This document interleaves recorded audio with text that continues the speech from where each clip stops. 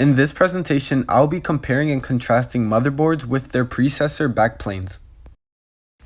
Backplanes do not contain any onboard processing or storage elements. A backplane is a printed circuit board that contains PCI ports, which are support structures for connecting other PCBs. What the arrow is currently pointing to is one of these PCI ports.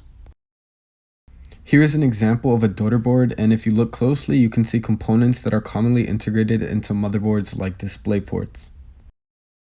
To clarify, here's an example of when a backplane would be used. This is a network attached storage device where multiple hard drives. This is a motherboard. It's also a printed circuit board, but in contrast, it does contain onboard processing and storage elements. In contrast to backplanes, motherboards single-handedly allow components to interact with each other. Let's now quickly run down the major components of a motherboard. This here is a CPU socket which holds the CPU. The CPU enables your computer to interact with all of the applications and programs installed.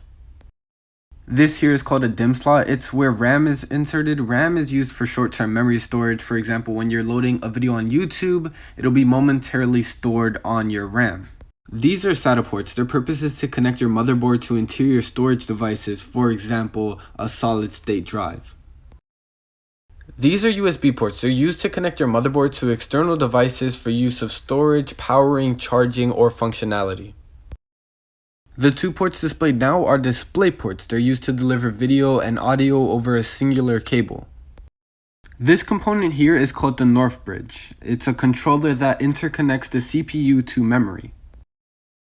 This is the South Bridge. Its main purpose is to control input and output functions. This is a CMOS battery for maintaining BIOS configuration. BIOS firmware is code for functions like temperature measurement, troubleshooting features, and maintaining the date and time regardless if your PC is shut off.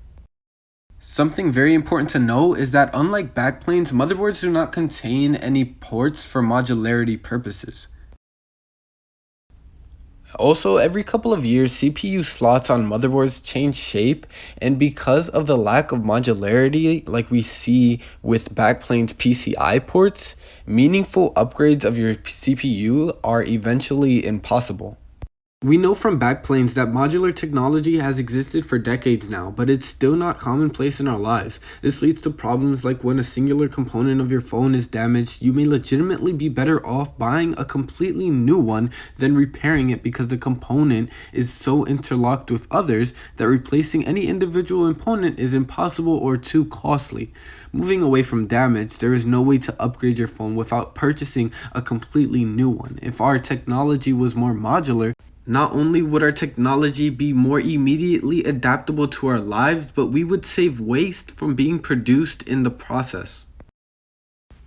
Most people are still going to consume technology excessively, even knowing its harmful effects on people and the environment.